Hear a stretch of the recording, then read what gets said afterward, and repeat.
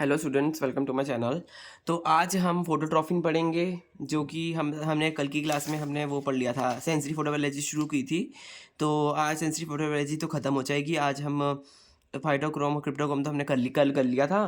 तो आज हम करेंगे फोटोट्रॉफिन और नेक्स्ट पार्ट हम वर्नलाइजेशन करेंगे।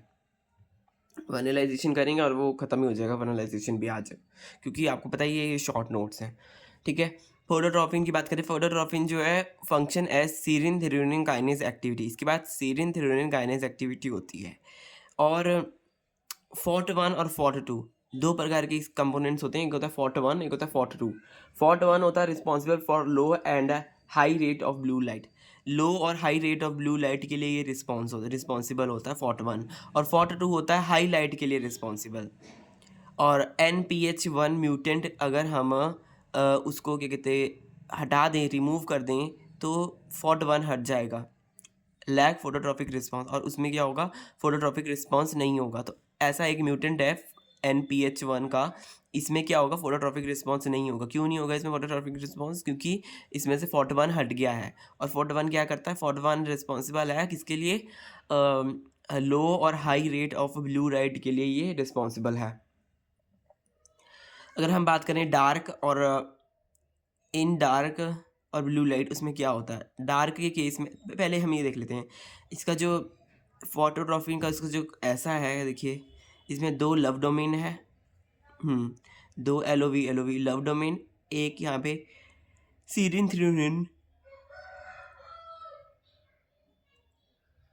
जो है वो प्रेजेंट है। सीरिन थ्रेओनिन सी टर्मिनल में सीरिन थ्रेओनिन प्रेजेंट है, एन टर्मिनल में लव डोमेन्स है। ये जो सीरिन थ्रेओनिन एक्टिविटी है वो सी टर्मिनल के पास है, सीरिन थ्रेओनिन एक्टिविटी। ऑटोफॉस्फोराइलेशन यहाँ पे होता है। लव वन और लव टू, लव वन और लव टू क्या करते हैं, लाइट सेंसिंग है, ये लाइट को सेंस करते हैं। लव वन और लव टू लाइट को सेंस करते हैं। Each bind with chromophore FMN, flavoprotein MN। तो ये FMN के साथ बाइंड करते हैं। ठीक है, किसके साथ, FMN के साथ बाइंड करते हैं। बस एक चीज़ मैंने यहाँ पे लिखी हुई है। जो इसका इंपॉर्टेंट बात है वो ये है कि डार्क में क्या होता है और ब्लू लाइट की केस में क्या होता है। ये ब्लू लाइट रिसेप्टर है, ये हमने पहले पढ़ा भी होगा। देखिए, पढ़ा था यहाँ पे, ये जो फोटोट्रॉपिन है ये ब्लू लाइट रिसेप्टर है, क्रिप्टोक्रोम भी ब्लू लाइट रिसेप्टर है, जिटलू भी ब्लू लाइट रिसेप्टर है। तो ब्लू लाइट को ये क्या कहते हैं, वो करता है, ब्लू लाइट में ये काम करता है। तो इसलिए देखिए, ब्लू लाइट को ये पकड़ता है, तो ब्लू लाइट में इसका रिस्पॉन्स देखने को मिलता है बेसिकली। तो डार्क केस में क्या होगा, लव डोमेन केज, लव डोमेन जो है, ये जो लव डोमेन है ये केज करके रखता है, पकड़ के रखता है, केज करके रखता है। ठीक है, पिंजरा, केज का मतलब पिंजरा, केज करके रखता है। और ब्लू लाइट के केस में अनकेजिंग हो जाती है, मतलब पिंजरा खुल जाता है। ठीक है, ऐसी अनकेजिंग बता रहा हूँ मैं आपको वैसी, हाँ, बाय ऑटोफॉस्फोराइलेशन की वजह से अनकेजिंग हो जाती है। लव टू किसके लिए एसेंशियल है, essential for blue light induce kinase activation. Blue light का जो एक्टिवेशन है ना, उसके लिए लव टू एसेंशियल है। और लव वन किसके लिए, लव वन की अगर म्यूटेशन होगी तो क्या होगा, इफेक्ट नहीं पड़ेगा, कोई इफेक्ट नहीं पड़ेगा फोटोट्रॉपिन में। अगर लव टू की म्यूटेशन होगी तो एबॉलिश रिस्पॉन्स एबॉलिश हो जाएगा, रिस्पॉन्स ही खत्म हो जाएगा। ठीक है, तो लव वन जो है वो कोई इफेक्ट नहीं डालता फोटोट्रॉपिन में, लव टू जो इंपॉर्टेंट इफेक्ट डालता है। तो इसलिए लव टू जो है वो ज़्यादा इसेंशियल है। तभी मैंने लिखा है ना, इसेंशियल है, blue light induce kinase activation के लिए ये इसेंशियल है। ठीक है, और अगर हम यहाँ बात करें टू रिस्पॉन्स इन क्लोरोप्लास्ट, दो रिस्पॉन्स क्या देखने को मिलते हैं हमें फोटोट्रॉपिन की वजह से। एक शेड अवॉइडेंस रिस्पॉन्स देखने को मिलता है, एक एक्यूमुलेशन रिस्पॉन्स देखने को मिलता है। अवॉइडेंस रिस्पॉन्स जो होता है वो इन्वॉल्व इन फोर्ट टू के लिए इन्वॉल्व है, हाँ, फोर्ट टू के लिए इन्वॉल्व है। और एक्यूमुलेशन रिस्पॉन्स जो है फोर्ट वन और फोर्ट टू दोनों के लिए इन्वॉल्व, दोनों में इन्वॉल्व है एक्यूमुलेशन रिस्पॉन्स। जब लाइट के हिसाब से ना, ये जो हमारे सेल्स होते हैं ये वाले, ये अलाइन हो जाते हैं, एंटी क्लेनर और पेरिक्लेनर इंसिडेंट, हाई लाइट की वजह से,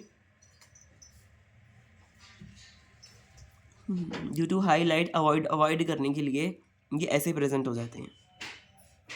ये हमारे क्लोरोप्लास्ट सेल है बेसिकली, हाँ, एंटी क्लेनरली ऐसे पैरेलल हो जाते हैं हाईलाइट की वजह से। हाईलाइट क्योंकि हाईलाइट के लिए ये अवॉइड ही चाहिए, ज़्यादा नहीं चाहिए इसको लाइट, तो इसलिए जो क्लोरोप्लास्ट है वो ऐसे ऐसे हो जाते हैं, पैरेलल पैरेलल खड़े हो जाते हैं, align parallel to each other, ठीक है।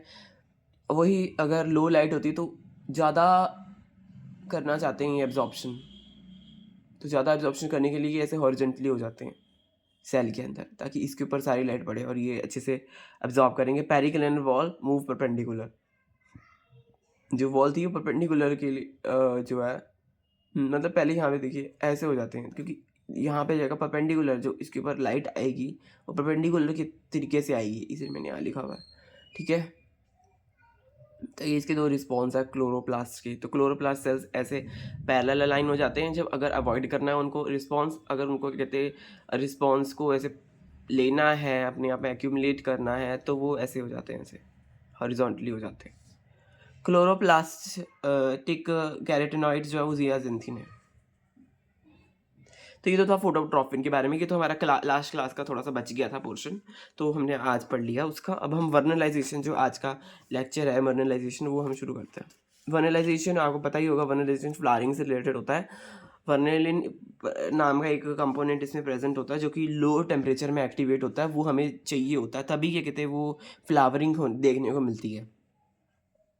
देखिए एक वर्नलिन है, वर्नलिन नाम का कंपोनेंट है, अगर वो एक्टिव होगा लो टेम्परेचर में तभी क्या है फ्लावरिंग देखने को मिलेगी, तभी, वरना तो फ्लावरिंग देखने को मिलेगी भी नहीं। वर्नलिन नाम का जो है वो एक्टिवेट होगा लो टेम्परेचर में तो फ्लावरिंग देखने को मिलेगी। Competence of meristem is flowering transition. Competence मतलब किस हिसाब से वो मेरिस्टेम में वो चेंज आ सकता है, उसको बोलते हैं, उससे उसकी वजह से हमें पता चलेगा कि फ्लावरिंग में ट्रांजिशन हुआ कि नहीं हुआ। इसमें कई प्रकार के जीन्स हैं, वर्न वर्न वन, VRN3, VRN3, वर्न 113, FRI है, FLC है, वर्न 1 और वर्न 3, इनका क्या काम है? Activated by vernalization and help flowering. किसके लिए मदद करते हैं? वर्नलाइजेशन में कोई एक्टिवेट करते हैं और फ्लावरिंग में ये मदद करते हैं, बेसिकली फ्लावरिंग में ये मदद करते हैं। और वर्न 1 और 1 3 वर्नलाइजेशन से एक्टिवेट होते हैं और फ्लावरिंग में मदद करते हैं। और FRI क्या होता है? प्रिवेंट करते हैं फ्लावरिंग। ये ऑब्वियसली प्रिवेंट कर रहा है, तो ये क्या हुआ? नेगेटिव है, नेगेटिवली काम कर रहा है, ये प्रिवेंट कर रहा है ना, तो नेगेटिवली काम कर रहा है। FLC जो है वो एक्टिव है तो फ्लावरिंग नहीं हो रही, नो फ्लावरिंग। FLC इनएक्टिव है तो फ्लावरिंग हो रही है, ठीक है। दो प्रकार का केस है, FLC एक्टिव है तो फ्लावरिंग नहीं हो रही, FLC इनएक्टिव है तो फ्लावरिंग हो रही है। वर्न जीन एज FLC इन सीरियल्स। सीरियल्स में वर्न 2 जीन पाया जाता है, वर्न 2, VRN2 कहाँ पाया जाता है? सीरियल्स में पाया जाता है। तो यहाँ पे तो हमने देख लिया इसके क्या फंक्शंस हैं। अगर FLC अगर एक्टिव है, FLC एक्टिव है तो क्या होगा? FLC जो है रोकेगा FT जीन को। FT जीन लीव्स का काम करते हैं, लीव्स बनाने का काम करते हैं। FD जीन्स को रोकेगा जो कि SAM शूट एपिकल मेरिस्टेम बनाने का काम करते हैं। और SOC1 जीन को भी रोकेगा जो कि SAM, वो भी शूट एपिकल मेरिस्टेम बनाने का काम करते हैं। तो ये तीनों क्या काम करते हैं? ये तीनों फ्लावरिंग का काम करते हैं। तो FLC जो है वो इसको रोक रहा है, FLC जो है FD और SOC1 को रोक रहा है। लीव्स, सैम और ये है ये फ्लावरिंग को रोक रहे हैं। वर्नलाइजेशन क्या कर रहा है? वर्नलाइजेशन जो है एक्टिव VIN3 एंड VRN1, इनको वर्नलाइजेशन इनको एक्टिव करवाता है। जब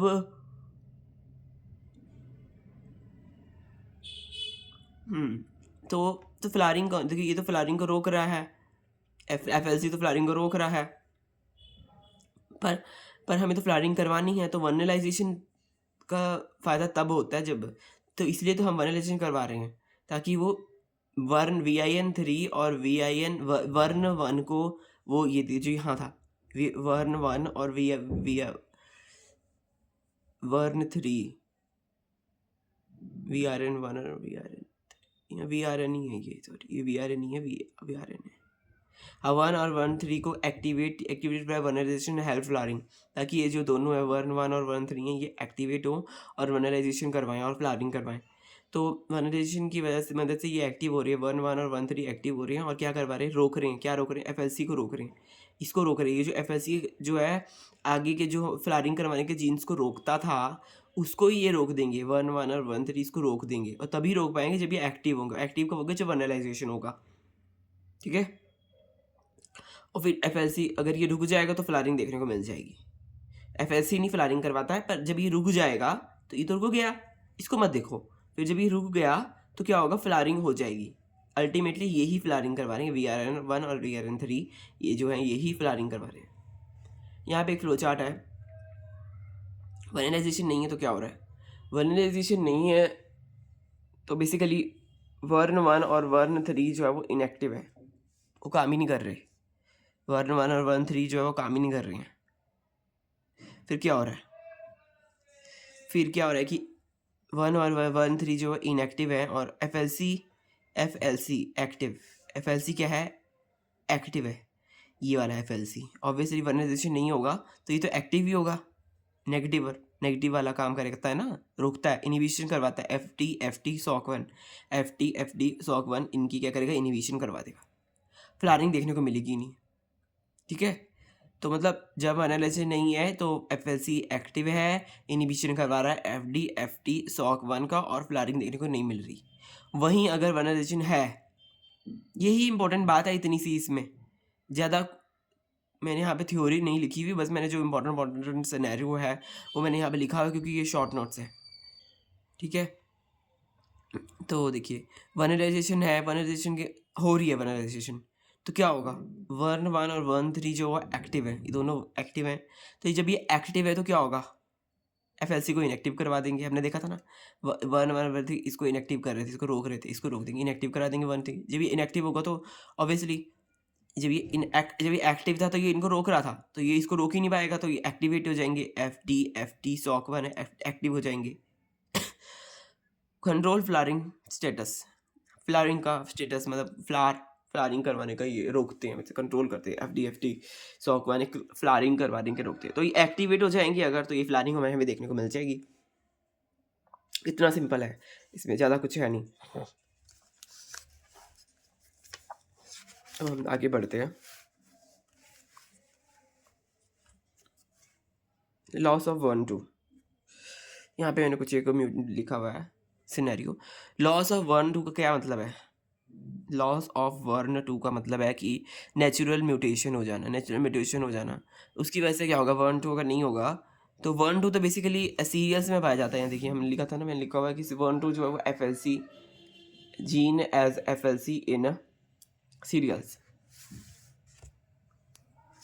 में पाया जाता है। तो नेचुरल म्यूटेशन अगर इसकी होगी, लॉस ऑफ फंक्शन, तो क्या होगा? स्प्रिंग लाइन्स बनेंगे। स्प्रिंग लाइन क्या होते हैं? Don't require vernalization to flower.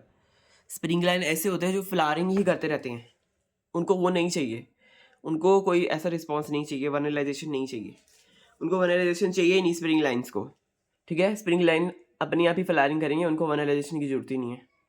तो देखिए वही लिखा है यहाँ पे, वर्नलाइजेशन की इनको जरूरत ही नहीं है। Don't require vernalization to flower, तो अब वर्नलाइजेशन चाहिए नहीं इनको फ्लावरिंग के लिए, अपने आप ही ये फ्लावरिंग कर रहे हैं। स्प्रिंग लाइन्स जो है अपने आप ही फ्लावरिंग कर रहे हैं, इनको वर्नलाइजेशन की जरूरत ही नहीं है। Vernalization is repression on flowering. Vernalization क्या है? रिप्रेशन भी करवा रहा है फ्लावरिंग का, बाय कोल्ड ट्रीटमेंट और टू हाइड्रेटेड सीड। तो क्या लिखा है? रिप्रेशन और फ्लावरिंग इंक्रीजेस, वर्नलाइजेशन की वजह से रिप्रेशन और flowering increases by cold treatment. अगर कोल्ड ट्रीटमेंट दिया गया था हाइड्रेटेड सीड्स को, तो जो रिप्रेशन है फ्लावरिंग पे वो ज़्यादा बढ़ जाता है। विदाउट कोल्ड ट्रीटमेंट, बिना कोल्ड ट्रीटमेंट के लिए प्लांट रिक्वायर वर्नलाइजेशन। अगर कोल्ड ट्रीटमेंट दे देंगे तो फ्लावरिंग इंक्रीज हो जाएगी। रिप्रेशन 2 मिनट कन्फ्यूजन हो गई यहाँ पे थोड़ी। मतलब कोल्ड ट्रीटमेंट यहाँ देखिए क्या लिखा हुआ है, इस लाइन को मत देखिए। Without cold treatment plant require vernalization. बिना कोल्ड ट्रीटमेंट के क्या कहते हैं, प्लांट को वर्नलाइजेशन की ज़रूरत है। कोल्ड ट्रीटमेंट मिल रहा है तो ऑब्वियसली उसको कोल्ड वर्नलाइजेशन का मतलब ही है कि कोल्ड ट्रीटमेंट, कोल्ड में ही वर्नलाइजेशन होता है, ठंडा तो जब उसको हम नहीं देंगे ठंडा गर्म के टेम्परेचर, क्योंकि ठंडक होती है तभी फ्लावरिंग ज़्यादा होती है।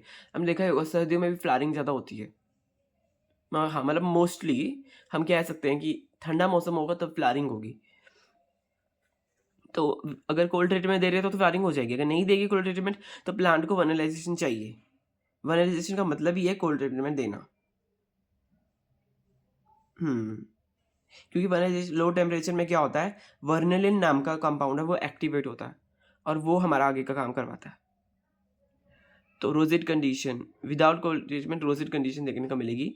रोजेट कंडीशन मतलब इसमें फ्लावरिंग नहीं है, फ्लावरिंग नहीं है उसमें, और शो डिलेड फ्लावरिंग। तो विदाउट कोल्ड ट्रीटमेंट के बिना शो डिलेड फ्लावरिंग, तो उसमें फ्लावरिंग डिलेड मिलेगी, लेट फ्लावरिंग होगी। तो लेट फ्लावरिंग होगी तो फिर लेट फ्रूटिंग होगी, तो इसलिए वनराइजेशन तो बहुत इंपॉर्टेंट है। फ्लावरिंग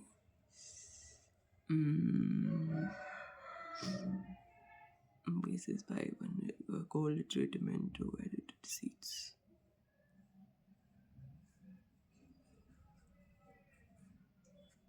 आगे बढ़ते हैं तो आपको समझ आ गया होगा, ये वाली लाइन को आप छोड़ सकते हैं। हाँ फ्लावर जो है वो टेम्परेचर के बेसिस में और लाइट के बेसिस में क्या करता है। फ्लावरिंग जो है टेम्परेचर के बेसिस में, लाइट के बेसिस में हमने देख ली। लाइट के बेसिस में लेंथ और रिसीवर के हिसाब से होती है। लेंथ के हिसाब से अगर उसमें लेंथ क्या, लाइट की लेंथ क्या फ़र्क डाल रही है फ्लावर में, मतलब हाँ देखिए फिर से बताता हूँ। फ्लावर जो है वो दो चीज़ पे डिपेंड करता है, लाइट में और टेम्परेचर में, और लाइट में ही डिपेंड करता है, लाइट में और टेम्परेचर में। तो लाइट उसमें क्या इफेक्ट डालेगी उससे एक चीज़ हमें पता चलती है, और लाइट के रिसीवर्स क्या इफेक्ट डालेंगे वो एक साइंस है। लाइट की लेंथ के हिसाब से जो साइंस है वो वो होता है फोटोट्रॉफिज्म, पीरियोडिज्म। हमने जो पढ़ा फोटोट्रॉफी ऐसी वाली चीज़ें, हाँ मतलब नहीं, photo periodism basically bending length के हिसाब से फोटो पीरियडिज्म का बारे में पता चलता है कि कैसे लाइट के लेंथ का इफेक्ट होता है। और रिसीवर के हिसाब से हमें पता चलता है सेंसरी फोटोबायोलॉजी, जो हमने अभी पढ़ा था, फोटोट्रॉफिन, क्रिप्टोक्रोम, फोटोट्रॉफिन नहीं, फाइटोक्रोम, क्रिप्टोक्रोम, फोटोट्रॉफिन, तो सेंसरी बायोलॉजी का पार्ट है। रिसीवर कैसे अफेक्ट कर रहे हैं लाइट को, अलग अलग रिसीवर हमने पढ़े थे, फोटोट्रॉफिन पढ़े थे, क्या और कौन सा पढ़ा था, फाइटोक्रोम पढ़ा, क्रिप्टोक्रोम पढ़ा, तो वो इसलिए हमने पढ़ा है। ठीक है, तो आप उसको पढ़ सकते हैं, कि सारा हमने पढ़ लिया है लास्ट क्लास में, सेंसरी बायोलॉजी हमने पढ़ ली है, तो वो आप उसका पढ़ लीजिए। वनराइजेशन का पार्ट जो है वो इतना सही है, यहाँ तक अभी हम वनराइजेशन नहीं पढ़ेंगे इस क्लास में। नेक्स्ट क्लास में हम फ्लोरल डेवलपमेंट के बारे में पढ़ेंगे। बेसिकली जो ABC मॉडल है उसके बारे में मैंने बहुत ही क्रिस्प वे में मैंने यहाँ पे नॉलेज लिख रखी है, वो हम देखेंगे। फिर उसके बाद हम मिसलेनियस जो चीज़ें हैं, जो चीज़ें मुझे लगता है कि इम्पॉर्टेंट है वो मैंने लिखी हुई है, जिसे PYQ से रिलेटेड लिखी है मैंने वो, तो वो हम एक बार हम गो थ्रू कर लेंगे क्या क्या उसमें है। पर अभी हम यहाँ पे देख लेते हैं। लाइट का ट्रीटमेंट यहाँ पे दे रखा है, लाइट कितनी कितनी दी और क्या यहाँ पे असर देखने को मिला। SDP का मतलब है शॉर्ट डे प्लांट, LDP का मतलब लॉन्ग डे प्लांट है, तो आपको पता ही होगा। ये एक्सपेरिमेंट तो बहुत पहले से हम करते आए हैं, तो ये एक्सपेरिमेंट भी के ऊपर भी क्वेश्चन आते हैं। पहले तो ज़्यादा आते थे, अब तो बहुत कम आते हैं ऐसे क्वेश्चन, पर यह कि कब क्या पूछ ले वी डोंट नो, तो पढ़ना तो पड़ेगा इसके बारे में। थोड़ा देख लेते हैं क्या लिखा है। SDP और LDP, देखो यहाँ पे इतनी सी लाइट दी है, तो ऑब्वियसली शॉर्ट डे है, ये शॉर्ट डे प्लांट यहाँ पे फ्लावरिंग करेगा, ठीक है, लॉन्ग डे तो करेगा ही नहीं। यहाँ पे ज़्यादा लाइट दे दी तो ऑब्वियसली यहाँ पे कौन करेगा, यहाँ पे लॉन्ग डे फ्लावरिंग करेगा, शॉर्ट डे का करेगा नहीं यहाँ पे फ्लावरिंग। और यहाँ पे देखिए किस्तों में लाइट दी, पहले इतनी दी, कम दी, फिर यहाँ पे ज़्यादा दे दी, तो बेसिकली क्या हुआ, पहले शॉर्ट डे वाला तो पूरा शॉर्ट डे वाला फ्लावरिंग कर लेता, अगर ये छोटी सी पैच ना आता लाइट का तो शॉर्ट डे वाला फ्लावरिंग कर लेता, पर ये छोटा सा पैच आ गया, इस वजह से क्या होगा, शॉर्ट डे प्लांट को लाइट करने का मिला ही नहीं, वो लाइट नहीं कर पाया, तो ये तो लॉन्ग डे में चला गया, तो इसलिए लॉन्ग डे प्लांट जो है फ्लावरिंग करेगा। ये शॉर्ट डे प्लांट अभी इतना बड़ा दे दिया तो ऑब्वियसली ये तो लॉन्ग डे बन गया ना, ज़्यादा लाइट मिल गई इसको, तो लाइट का लेंथ का है ना, वो करता है, ये फोटो पीरियडिज्म है बेसिकली। ये सारा हम पढ़ रहे हैं जो, ये फोटो पीरियडिज्म है, लाइट की लेंथ के हिसाब से जो इफेक्ट पड़ता है। लाइट की लेंथ के हिसाब से शॉर्ट लाइट दे रहे हैं, शॉर्ट ड्यूरेशन के लाइट दे रहे हैं, लेंथ मतलब ड्यूरेशन, शॉर्ट ड्यूरेशन के लिए दे रहे हैं तो फ्लावरिंग शॉर्ट डे प्लांट्स में होगी, बड़े ड्यूरेशन के लिए दे रहे हो तो लॉन्ग डे प्लांट्स में होगी फ्लावरिंग, बीच में ऐसे करके दे रहे हैं ज़्यादा लाइट दे रहे हैं, बीच में प्रोवाइड लाइट ज़्यादा कर दे रहे हैं, तो ऑब्वियसली फ्लारिंग बड़े में ही होगी, इसमें भी बड़े में होगी फ्लारिंग। अब यहाँ पे क्या हो गया, शॉर्ट डे प्लांट, देखिए यहाँ पे रात भी कम है, यहाँ रात कम है और पर लाइट देखिए शॉर्ट डे वाली ही है।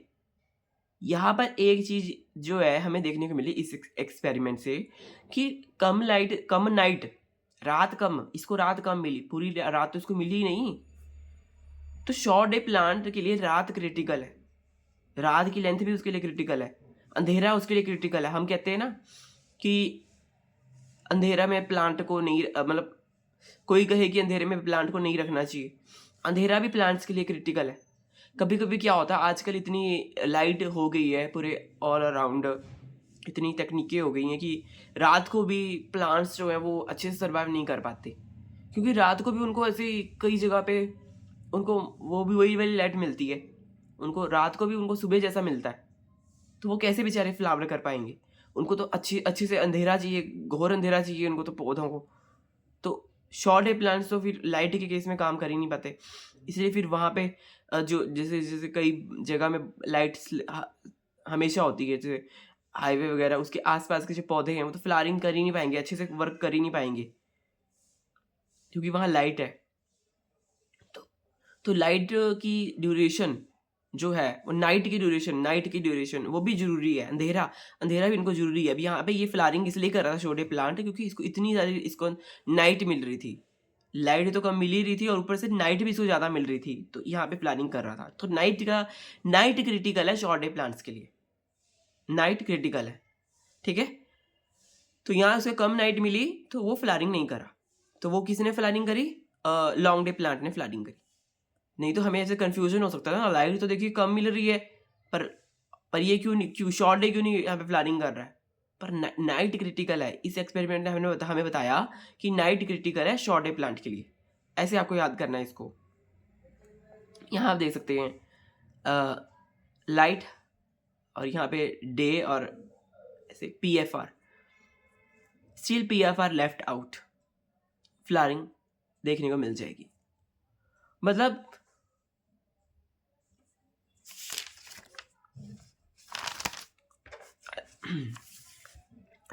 PR फॉर्म से PFR form light grown plants में PFR फॉर्म देखने को मिलती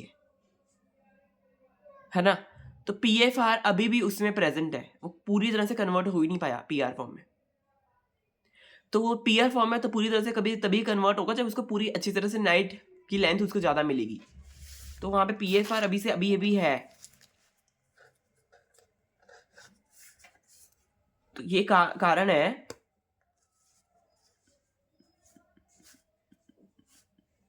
हाँ, तो ये कारण है कि PFR अभी भी वहाँ पे स्टिल प्रेजेंट है, तो वो यही कारण है कि PFR स्टिल लेफ्ट आउट तो वहाँ पे फ्लावरिंग देखने को मिल रही है इस केस में, तो फ्लावरिंग देखने को मिल रही है लॉन्ग डे प्लांट में, ठीक है, क्योंकि डे में जो PFR बना है वो अभी भी बचा हुआ है, पूरी तरह से वो PR में बना ही नहीं है, तो इसलिए वहाँ पे देखने को मिल रही है फ्लावरिंग।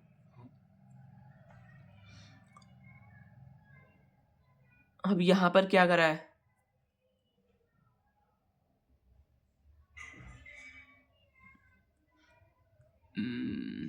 यहाँ पे तो शॉर्ट डे लाइट ज़्यादा दी थी और नाइट कम दी थी, फ्लावरिंग इसमें देखने को मिली।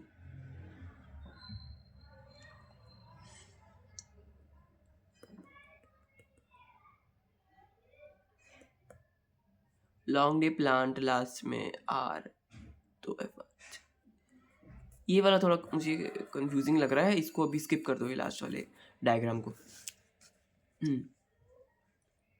शॉर्ट डे प्लांट्स जो है उसमें लास्ट में FR फार रेड होगा, फार रेड लाइट की वजह से PR फॉर्म अगर होगी उसमें तो फ्लावरिंग होगी। ये एक मैंने एक ट्रिक लिखी हुई है याद करने की। यहाँ जैसे मैंने आपको बताया ना उसके पास अभी भी PFR बचा हुआ है, तो वो कैसे वो आगे फ्लावरिंग करेगा, है ना। तो इसलिए लॉन्ग डे प्लांट की फ्लावरिंग हो रही है। और वहीं यहाँ पे देखिए अगर हम इसको याद करने की कोशिश करें तो शॉर्ट डे प्लांट्स होता है उसमें लास्ट में फार रेड लाइट होती है, far red light PR form बनाती है, तो PR फॉर्म उसमें अभी भी प्रेजेंट है, तो इसकी वजह से क्या हो रहा है, फ्लावरिंग देखने को मिल रही है। और लॉन्ग डे प्लांट होती है उसमें लास्ट में क्या होता है, आर प्रेजेंट होता है। आर क्या बनाता है, रेड लाइट क्या बनाती है, पीएफआर फॉर्म बनाती है, पीएफआर फॉर्म बनाती है। तो इसकी वजह से पीएफआर उसमें अभी भी प्रेजेंट है, तो क्या बनेगा, फ्लावरिंग देखने को मिलेगी लॉन्ग डे प्लांट में।